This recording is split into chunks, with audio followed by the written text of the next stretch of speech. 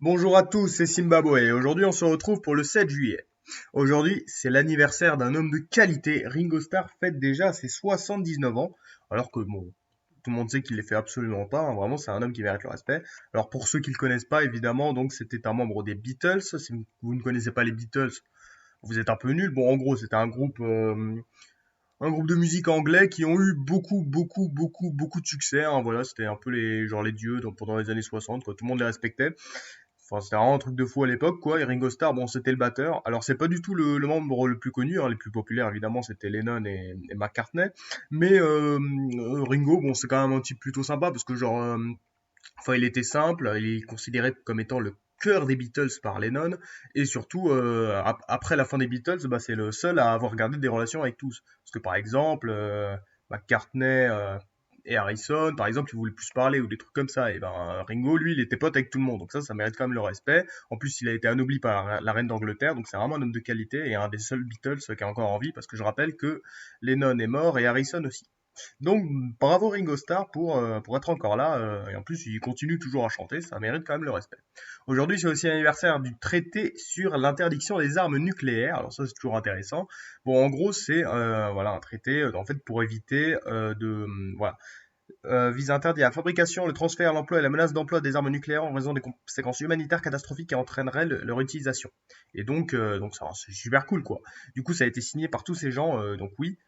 Le problème, c'est qu'en fait, ce genre de traité, en fait, c'est toujours la même chose. Et ben, en fait, les pays qui ont du nucléaire, bah, ne le font absolument pas, en fait. Parce que, bon, les pays qui ont des armes nucléaires, on a lui, on a lui, on a lui, on a lui, on a lui, on a lui, et du coup, aucun ne le fait. Donc, bah, c'est un peu dommage, quoi. Parce que bon, super, le Zimbabwe signe ce traité, mais on s'en fout un peu, quoi. C'est ça le problème, en fait. C'est que t'en as plein qui signent même pas, en fait. Enfin, qui boycottent. Et du coup, bah, on se retrouve avec les pays qui servent à rien, qui le font. Même l'Iran l'a signé. Même l'Iran. Vous vous rendez compte de ça? Ah, très drôle. Très drôle quand même cette histoire de voir ce genre de choses, hein. Donc aussi c'est l'anniversaire du traité de Tilsit, hein. Donc si vous connaissez pas le traité de Tilsit, en gros c'est très simple. On est en 1807. Donc Napoléon vient de défoncer les Prussiens et lui, et les Russes et lui. Donc avec de grandes batailles, Auerstedt, Friedland, donc on en a déjà parlé. Et du coup, bah, Napoléon rencontre le tsar de Russie plus le roi de Prusse, et donc en fait il décide de faire un traité et tout, où bon, en fait en gros il défonce la Prusse, hein, parce que vraiment la Prusse elle s'est fait exploser en 2 semaines, c'est un truc de fou, hein. Et du coup, donc la Prusse perd beaucoup d'habitants, beaucoup de territoires, et Napoléon en fait essaie de créer une amitié avec la Russie pour commencer à créer un blocus continental, on en avait déjà parlé hier. Le problème, c'est qu'au début, ça marchait bien, hein. Ils échangeaient des petites blagues sur les Anglais, parce que bon, les Russes et les Prussiens, ils en avaient un peu marre des Anglais, parce que ça faisait 10 ans que les mecs, ils faisaient que financer des guerres. En fait, ils se mouillaient absolument pas. Et du coup, Napoléon croyait que ça allait marcher. Le problème, c'est que après, bon, les relations franco-russes ont pas arrêté de se détériorer. Puis après, 1812, campagne de Russie, on connaît, quoi.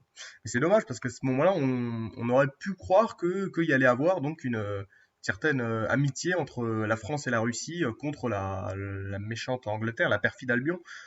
Le problème, c'est que ça n'a pas trop marché, hein. C'est des choses qui arrivent. Regardez, là, ils avaient l'air bien potes, quoi. Donc voilà les trois événements à retenir pour aujourd'hui. On a l'anniversaire de Ringo Starr, on a le traité sur l'interdiction des armes nucléaires et on a le traité de Tilsit. C'était Zimbabwe. Merci d'avoir regardé. Bisous.